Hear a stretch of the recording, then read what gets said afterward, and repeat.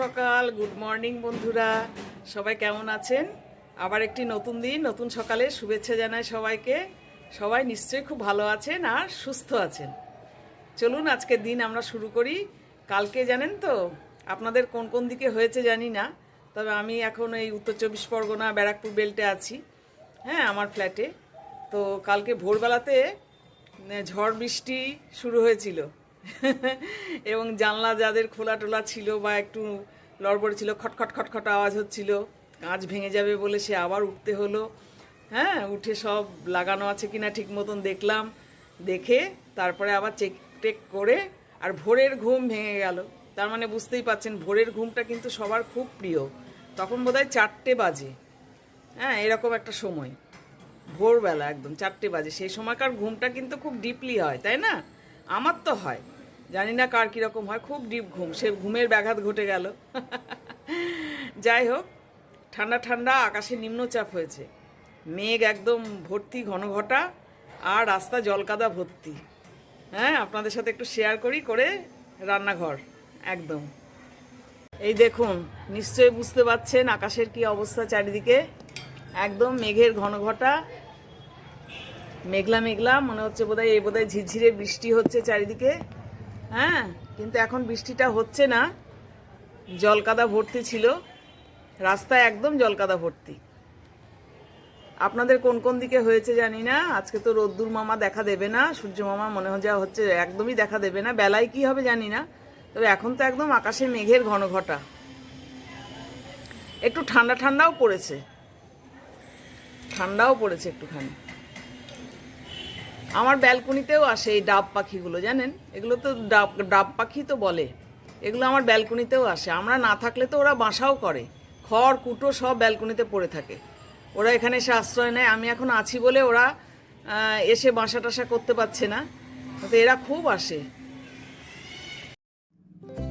চলে এলাম যথারীতি রান্নাঘরে বন্ধুরা। আজকে ইচ্ছে হলো, যেহেতু একটু বর্ষা বর্ষা দেখালাম, বৃষ্টি হয়েছে রাত্রে, একটু বেসন ছিল, বেসন দিয়ে একটুখানি পাকোড়া বানাই, পাকোড়া আর মুড়ি খাবো।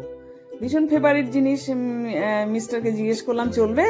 মিস্টার বলে হ্যাঁ চলবে, কেন, একবারে মানে দৌড়বে, একদম করে ফেলো। তো যথারীতি যা যা ছিল সবজি একটুখানি তো আমি দিয়েই করি, শুধু পেঁয়াজি ভাজি না, সবজিগুলো নষ্ট হবে, তাতে সবজিগুলো খাওয়াও হয় একসাথে মিশিয়ে করলে পরে। হ্যাঁ, ওই জন্য কেটে নিলাম ধনেপাতা, ব্রোকলি, তারপর পেঁয়াজ কুচি, লঙ্কা কুচি, এই সমস্ত সবজিগুলো কেটে আমি একটু কাঁচা তেল দিয়েছি, আর আমি দিয়েছি নুন, যেগুলো দেয় আপনারাও দিয়ে থাকেন। হ্যাঁ, একটুখানি আপনারা অনেক সময় মিষ্টি দেন, আমি মিষ্টিটাকে অ্যাভয়েড করি এখন, তো জানেন আপনারা সবাই। ব্রোকলি ছিল, একটু ব্রোকলি দিয়ে দিয়েছি, আর পেঁয়াজটাই বেশি, একটু নুন, একটু তেল দিয়েছি। খাবার সোডাটা আমার কাছে নেই, একটু লেবুর রসও চিপে দিলাম, জানেন আমি দিই লেবুর রস। বেসনে অনেক সময় একটা তিতকুটে ভাব হয়, ওই তিতকুটে ভাবটা দূর করার জন্য একটু আমচুর পাউডার থাকলে আমচুর পাউডার, চাট মশলা থাকলে চাট মশলা, এ সমস্ত দিয়ে থাকি। তবে আমার এখানে এখন বর্তমানে চাট মশলা বা আমচুর পাউডার নেই, যার জন্য আমি একটু লেবু ছিল, লেবুর রস চিপে দিলাম। দিয়ে এবার কিন্তু আমি আর এক্সট্রা কোনো জল দিই না। ডিম থাকলে ডিম ফাটিয়ে দিই, আজকে আর ডিম দেবো না।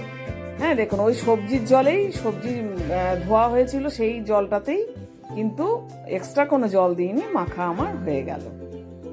এক্সট্রা আর জল দিলে ঢলঢলে হয়ে যাবে জিনিসটা, ভীষণ পাতলা হয়ে যাবে, বাজে লাগবে তখন।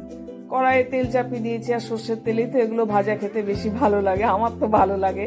হ্যাঁ, কখনো বুঝতে পারি, শুনি যে ডাক্তারদের কাছে সর্ষের তেল খাওয়া ভালো, কখনো রিফাইন অয়েল সাদা তেল খাওয়া ভালো, ঠিক বুঝি না। যথারীতি ভাজতে শুরু করে দিয়েছি, এই পিঠ করে খুব আঁচটাকে কমিয়ে দিয়ে অল্প আঁচে পকোড়াগুলো ভাজতে শুরু করে দিয়েছি। আর এই পকোড়ার তেল দিয়ে আবার মুড়ি মাখলে পরে সেই মুড়িটা আবার আমাদের কাছে খুব টেস্টি হয়, জানেন তো? জানি না, এই দেখুন সিম করে দিয়েছি, আঁচটা একদম কমিয়ে দিয়ে, যে কোনো জিনিস ভাজার ক্ষেত্রেই করবে। অবশেষে আমাদের হয়ে গেল পকোড়া ভাজা। পকোড়ার মুড়ি আর ওই ভাজার তেলটা দিয়ে মাখবো মুড়িটা। ব্রেকফাস্টটা কেমন হবে বলুন তো? খুব একটা খারাপ হবে না কিন্তু মেঘলা মেঘলা দিনে, তাই না? আজ দুপুরে লাঞ্চ মেনুটা তোমাদের সাথে শেয়ার করছি। দেখো, আবার যথারীতি কালকে হাঁটতে বেরিয়েছি সন্ধ্যাবেলায়, ও দিদি তো রাস্তার এপিঠ থেকে ওপিঠে চলে এলো। এই শোনো শোনো শোনো, তোমার সঙ্গে কথা আছে তোমাদের সাথে। ও দাদা দাঁড়াও দাঁড়াও, এসে বলে কালকে একটু খিচুড়ি করব জানো, গোবিন্দভোগ চাল সোনামুগ ডাল দিয়ে খাবে। হ্যাঁ, খিচুড়ি করব, তার সাথে সব চাটনি, পাঁপড় ভাজা, হ্যাঁ, একটা সবজি, পায়েস করব। এবার একটু নেবে তো তোমরা? আর কী করে অ্যাভয়েড করি? ঠিক আছে, ভালো করে করো, একটু ঘি টি দিও খিচুড়িতে, ভালো করে করো, গোবিন্দভোগ চালের করো। যথারীতি করেছে, দিয়ে গেল। হুম, খিচুড়ি করেছে, একটা সবজি করেছে বাঁধাকপি, তার মধ্যে কিন্তু শুধু বাঁধাকপি নয়, আমি দেখছি গাজর দেখতে পাচ্ছি, বড়ি দেখতে পাচ্ছি, মটরশুঁটি দেখতে পাচ্ছি, এসব দিয়ে করেছে, পাঁপড় ভাজা, চাটনি আর পায়েস। আর এই উচ্ছে সেদ্ধটি কিন্তু আমার করা, কেননা উচ্ছে রয়েছে ঘরে, এটা মেখে নিতে হবে, মিস্টারকে বেড়ে দিলাম, মেখে নিতে হবে। ওটা তো না তো নষ্ট হয়ে যাবে, উচ্ছেগুলোকে না খেয়ে ফেলে পড়ে না, নষ্ট হয়ে যাবে। হুম, এই হচ্ছে আজকে আমাদের মেনু।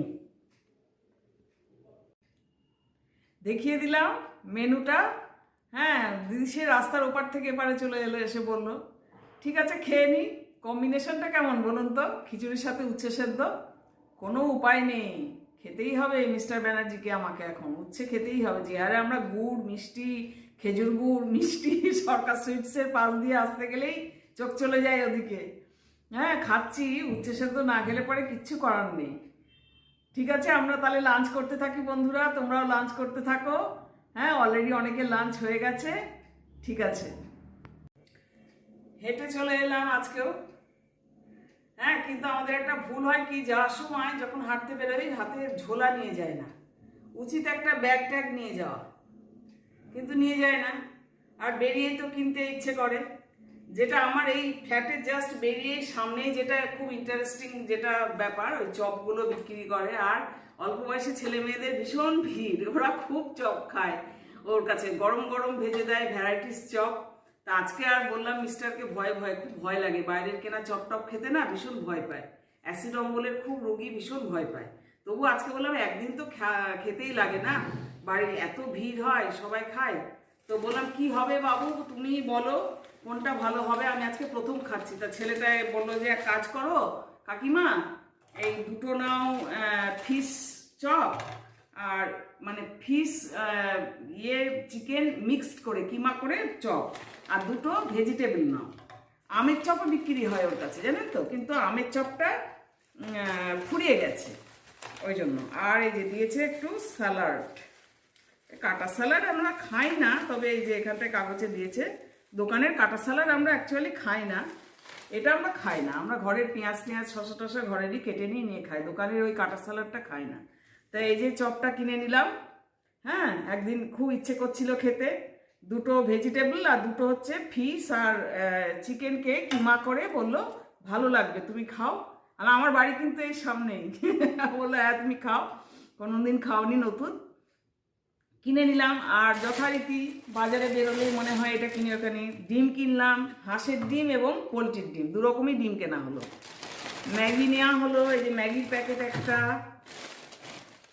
আচ্ছা একটা ব্রেড নিয়ে নেওয়া হলো, একটা দুধের প্যাকেট নেওয়া হলো। কিনতে তো লাগেই না। এই একটা প্লাস্টিক, যাওয়ার সময় দিদির কাছ থেকে নিয়েছিলাম, যার কাছে খাবার নেই, দিদি ছিল। আর এখানে নেওয়া হলো এই যে মিষ্টি কুমড়ো, একটু ধনেপাতা, একটু বিনস, একটু আদা, এই একটুখানি সবজি নিয়ে নেওয়া হলো। আর এদিকেও আছে সবজি, এদিকে নিলাম একটা ব্রোকলি, আবার সেই লিকলিকে ডাঁটাগুলো মানে নজর কাটছে, এটাকে অ্যাভয়েড করতে পারছি না, এই লিকলিকে ডাঁটাগুলো দেখুন, এই ডাঁটাগুলো। এটাও একটা নিয়ে নিলাম, একটা বড় ব্রোকলি। আর নিলাম যেটা, সেটা হচ্ছে কিউই, এই যে কিউই, এই কিউই আর জামরুল, পেয়ারা। এই হচ্ছে তো আমার মিস্টার ব্যানার্জির যেহেতু সুগার আছে, সেহেতু এই জাতীয় ফলগুলোই মানে ওর পক্ষে মানে প্রেসক্রাইব করা আর কি, মুসাম্বি লেবু, মিষ্টি জাতীয় ফল নয়। তো এই 3টে কিউই নিল, 100 টাকা বলছিল, 3টে কিউই 90 টাকায় দিল। তা আমার ছেলে কালকে ফোন করেছিল, গল্প করছিল ওরা কিউই খেয়েছে, ওই জন্যই কিউইটা কিনলাম, আমার একটু খেতে ইচ্ছে করলো। আমরা আগে মাঝে মাঝেই কিনি, তা ওদের ওখানে খুব সস্তা, পুনেতে, মহারাষ্ট্রতে। কত করে বললো যেন ওরা, এক একটা খুব কম, 15 টাকা করে এক একটা কিউই, এরকম বললো, ভালো সাইজের পাকা পেয়ারা। আজকে সকালবেলাতেই বোমা ফোন করেছিল দেবলি না, তো ও বললো যে কিউই কিনে নিয়ে এসছি, কালকে গিয়ে কিউইটা খাবো। আমরা কিউই খাস, ওদের ওখানে খুব সস্তা, ডাবও সস্তা, এক একটা ডাবও ওদের 25 টাকা করে। আমাদের যেখানে এখানে ডাব নিচে বিক্রি হয়, নিচে আসে ডাবওয়ালা, খুব ভালো ডাব কোয়ালিটি, এক একটা ডাব আপনার 60 টাকা, 60 রুপিসের কম নয়ই, ভালো ডাব। কিন্তু ওদের ওখানে 25 টাকা করে ডাব পুনেতে।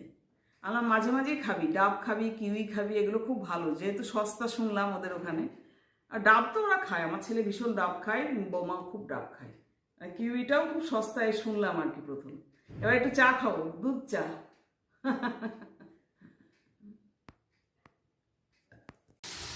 রাত্রের তরকারি ডিনারে করে নিলাম ঝটপট করে, হয়তো কিছুই খাবো না, কিন্তু তবুও তরকারিটা করে নিলাম। মিস্টার হয়তো খাবেন, কিন্তু আমি হয়তো আর কিছুই খাবো না। তরকারিটা করা হয়ে গেল।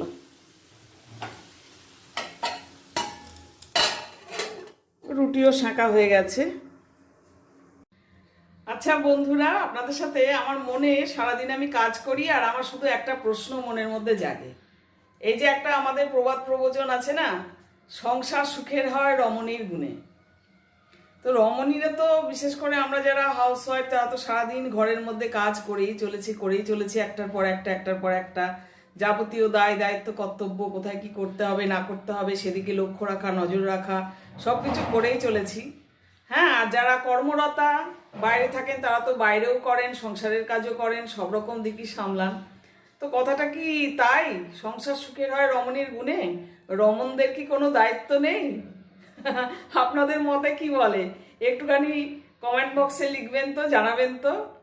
হ্যাঁ, রমণী যতই ভালো হোক না কেন, সারাদিন সংসারে খেটে মরুক না কেন, তবুও কি রমণ যদি সহযোগিতা না করে, রমণ যদি ঠিক মতো না হয়, তাহলে পরে কি রমণী একাই সাকসেসফুলি সংসারটাকে সুখের করতে পারবে?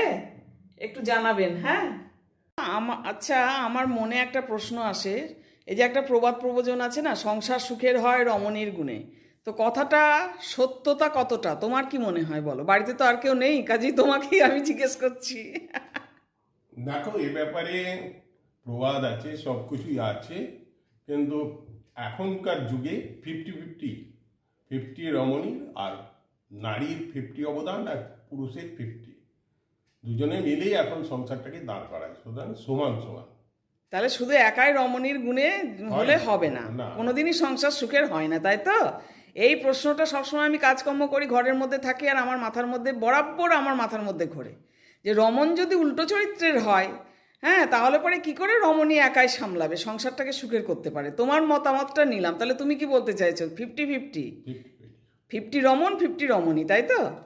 আচ্ছা, নারী পুরুষ সমান সমানভাবেই। Thank you. তাহলে বন্ধুরা, একটুখানি আলোচনা করে নিলাম মাথার মধ্যে ঘুরে ফিরে যে প্রশ্নটা, সেটা। হ্যাঁ, আপনাদের কি মতে বলে অবশ্যই মতামত জানাবেন, তাহলে আমার খুব ভালো লাগবে। আর ভিডিওটি আর এখানেই শেষ করছি। সবাই খুব ভালো থাকুন, সুস্থ থাকুন, সুন্দর থাকুন। হ্যাঁ, আর আলাপি মন চ্যানেলের সাথে থাকুন। আলাপি মন চ্যানেলকে একটু বেশি বেশি করে সাবস্ক্রাইব করে ভালোবাসা দিন। বেল আইকনটি প্রেস করে রাখবেন, ব্লগ ভিডিওগুলি দেখবেন, আমি ব্লগ ভিডিও দিয়ে থাকি, লাইক কমেন্ট করবেন। ঠিক আছে? Good night, tata.